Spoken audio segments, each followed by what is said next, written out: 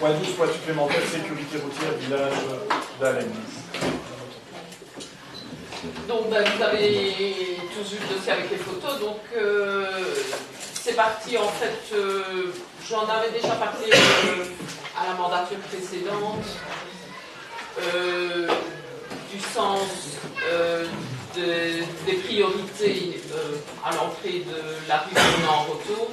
Mais ici, ça vient d'autant plus que dans la rue Fernand-Rothau, la rue Général-Tisse, il y a de plus en plus d'enfants et les parents se tracassent réellement de la vitesse des véhicules qui traversent ces deux rues, notamment avec les prochains travaux d'égouttage de la route nationale 604 où la circulation sera déviée par là. Bon, je pense que tous, on est préoccupés par la sécurité des citoyens et notamment celle des enfants. C'est vrai que, bon, il est clairement un manque de civilité des automobilistes, qu'il y a des règles à respecter qui ne le sont pas, etc. Maintenant, je pense qu'il y a certains petits moyens qui peuvent quand même aider, et notamment les rétrécissements à l'entrée de la rue. Le problème, c'est que rue Fernand-Rothau, le rétrécissement est mis priorité vers ceux qui rentrent, ce qui est tout à fait illogique. Donc, nous, ce qu'on proposait, c'est que on switch, en fait, on tourne les plaques de priorité pour mettre la priorité de ceux qui sortent du village et plus ceux qui rentrent. En même temps, tout petit peu plus loin dans la rue, il y a une plaque pour nos enfants, roulez prudemment, enfin je ralentis enfants. Cette plaque aurait plus sa place à l'entrée du village. À l'entrée du village, la plaque d'agglomération est mise sur un poteau électrique. Je pense que dévisser cette plaque-là du poteau où elle est et la mettre sur le poteau électrique, c'est pas énormément de travail. Point de vue investissement, c'est zéro. Donc je propose qu'on mette ça. Je pense que ça donnera quand même une meilleure image au niveau de la sécurité. Et je pense que ça attire quand même aussi, malgré tout, l'attention des automobilistes qui sont distraits, même si tous ne sont pas distraits. Il y en a certains qui sont très conscients de rouler trop vite, qui s'en foutent. Mais il y en a qui sont distraits. Donc je pense que ça peut améliorer la sécurité dans ces routes-là. Et au niveau du rétrécissement et de l'entrée du village, ben, il y a le même phénomène à Saint-André. Donc je pense que ce serait une bonne idée de faire la même chose au niveau du chemin des Crêtes à Saint-André. Voilà, ben nous pensons que ce sont des réflexions de bon sens, donc vous allez dans la même direction. Pour la plaque en France, on peut la changer directement. Pour le reste, il faut quand même un plan de roulage. Donc c'est vrai qu'il y a une... Bon, donc on va décider, on va voter oui, je pense à l'unanimité aujourd'hui. Maintenant, avec notre décision du Conseil communal, on devra revenir avec un plan de roulage pour revoter ça. Donc là, oui, ça, il n'y a pas de souci, mais je pense que c'est important que ça soit fait avant que toute la circulation soit déviée là-bas. Donc, là, le collège essaie de réfléchir rue par rue, il y a des anomalies comme ça. Donc, soit on va revenir avec un plan de roulage qui reprend toutes les rues et ceux-là seront repris dedans. Soit si les travaux, si le plan de roulage global n'est pas terminé suffisamment tôt, ben, je propose qu'on fasse alors deux fois avec ces particularités ici pour que ça avance en effet et que ce soit fait avant. Je trouve que c'est important avant qu'il y ait autant de circulation. Quoi. Voilà.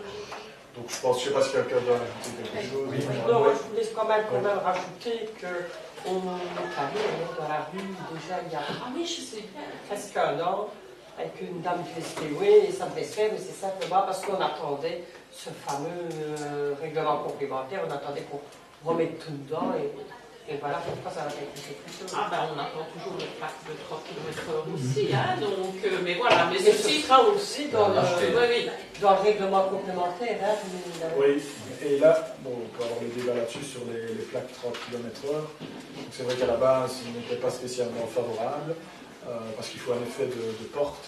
Donc je pense qu'il y a moyen de justifier cet effet de porte au niveau de la rue Général-Tisse. Par contre, si on met la zone 30 sur la totalité des deux rues, là ce sera peut-être trop long parce que ça fait quasi, c'est peut-être 700-800 mètres, voire plus. Donc là, ça aura peut-être très peu d'impact. Donc je pense que ce qui serait mieux, c'est de la mettre à l'heure où il y a l'effet de porte rue Général-Tisse et de réfléchir sur la route là. Maintenant, c'est vrai que la voirie n'est pas très large. mais sur la route, mettre un système de chicane plus haut, mais laisser la zone 50 plus haut pour ne pas avoir une zone 30, mais trop longue qui n'a pas d'impact. Je pense que le but est de faire ralentir les véhicules, clairement. Hein, et je pense que c'est important, d'autant plus que voilà, il y a eu un renouvellement de la population, je vais dire, dans ces deux rues. Il y a beaucoup d'enfants maintenant, ce qui n'était pas le cas il y a quelques années, donc je pense que c'est vraiment important. Ok, Je voulais juste ajouter qu'on a le même problème chemin de cyclisme, où les gens coulent très vite aussi, et que les riverains sont aussi en demande de mettre la signalisation, justement, qu'on ralentisse la vitesse et qu'on ait aussi les enfants, parce qu'il y a beaucoup d'enfants aussi. Certains moments, on n'allait pas dans la rue, donc je pense qu'il faut étudier vraiment chaque. Ah oui, ça je ne suis pas du tout contre, c'est parce qu'ici il s'agit d'un problème. Avec les travaux, il va y avoir beaucoup plus de circulation. Et je pense que c'est deux petites choses, je vais dire, indépendamment d'un plan général qui pourrait être fait rapidement sans investissement. Parce que le reste, bon, c'est clair que créer des chicanes, mettre des plaques, etc., tout ça demande un budget et une réflexion en effet sur l'ensemble de la commune. Et là, je suis entièrement d'accord. Mais voilà, ici, c'est surtout avec le fait de l'afflux de la circulation qui va venir et qui inquiète vraiment beaucoup les parents. C'est vraiment partout. Pour l'instant, partout. Oui, mais enfin, je dis ici, la zone dans le flux a augmenté avec les travaux et la rue qui est bloquée. On peut voir chez nous aussi, pour l'instant, la circulation. la réflexion va aller dans la rue, je pense qu'il y a le souligner, chemin de service. Partout. Mais il y a plusieurs endroits, je pense qu'on va balayer la commune avec les gens, et on va regarder un petit peu les moyens de faire des petits ajustements. Voilà, il y a une partie du travail qui est bien fait, je pense qu'il faut. Oui. En fait, je voudrais pousser un peu plus loin la proposition de la DX, qui a signalé le fait que 2 rétrécissements de voies de circulation mis en place à Dahlem sont en fait réalisés à l'envers, puisqu'ils sont construits sur la bande ou demi-voie de circulation de sortie du village. Cette disposition a pour effet que ce sont les véhicules qui sortent du village qui sont incités à réduire leur vitesse. Chacun comprendra que c'est aberrant et que c'est évidemment les véhicules entrant dans le village qu'il faut inciter à ralentir, comme les oblige d'ailleurs la modification de vitesse maximale autorisée.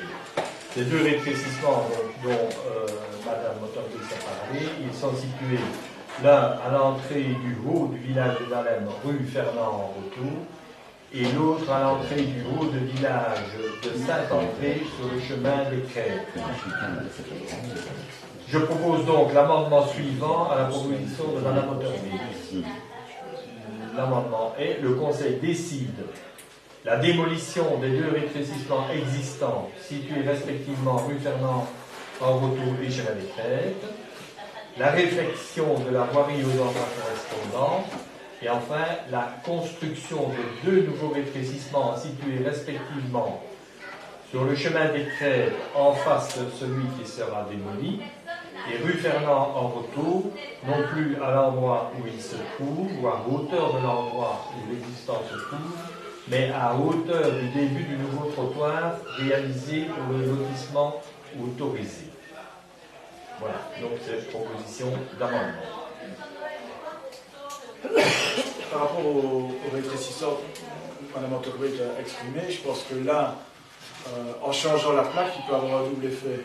Vu qu'on est d'accord qu'il y a, je pense, la bordure qui revient d'un côté de la route, donc les voitures qui montent, qui viennent de la ville, auront quand même cet obstacle-là, donc devront ralentir. Les autres qui viennent, on va dire, du terrain de football de l'Étoile d'Alem, elles n'auront pas d'obstacle sur la route, mais n'auront plus la priorité.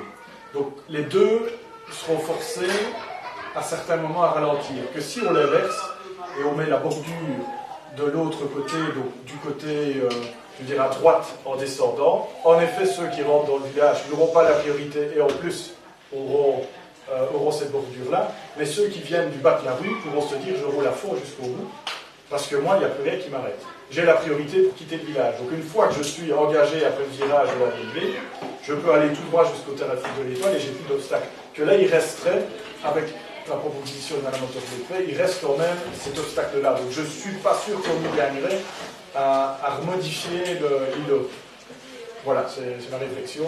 Alors, Une réflexion que Jojo a fait, donc il a fait que j'avais déjà finalisé ma proposition et que je trouve qui est pas mal, c'est de mettre le rétrécissement vraiment finalement à l'entrée du village. Là, on est déjà plus loin et il y a des maisons qui vont être construites et la vieille ferme qui est restaurée, ou la vieille ferme qui est restaurée, notamment où il y a déjà des enfants, ben, eux ils sont avant. Donc c'est vrai que dans le plan général, ce serait peut-être une réflexion à faire d'avancer ces îlots-là. Maintenant, ça n'empêche pas en attendant de changer déjà les panneaux, je vais dire de manière rapide pour les travaux, et puis alors de faire la réflexion au niveau Oui, je pense que ce serait triste de le démolir, même si, bon, il y en a qui est fait plus loin dans la rue, à un autre endroit. Autant garder ce qui est existant, parce que ça... Quand deux véhicules viennent à face de l'autre, il y a les deux qui vont avoir des accidents, parce que le gars qui vient, où c'est plus étroit, il croit qu'il est priorité à marquer qu'il y a un plaque ronde, qu'il interdit. Et si tu veux ralentir, à un moment donné, tu laisses... Il faut en faire deux. Pas utile l'agglomération, c'est un problème aujourd'hui. Mais c'est pour ça qu'il faut voir justement dans sur un plan de roulage, maintenant j'utilise peut-être pas le bon nom. Si alors notre îlot est toujours, on va dire, aux normes, ou s'il faut le modifier, si vous le proposez, parce que l'avantage que je vois n'est peut-être pas aux normes et légales. Donc, ça, je pense que c'est avant. De toute façon, de manière générale, le code de la route, qu'est-ce qu'il dit?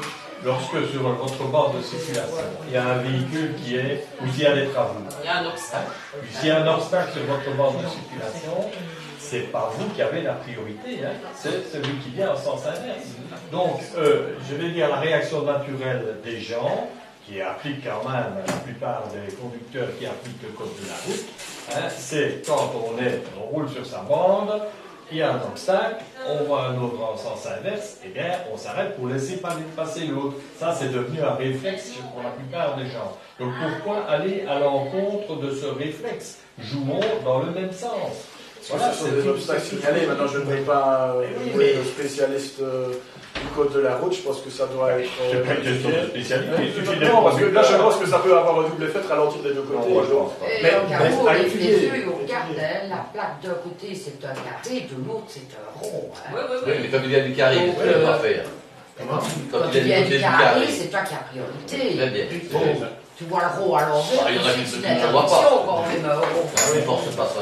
Ceci fonctionne très bien quand vous avez les voitures qui viennent de chaque côté. Voilà.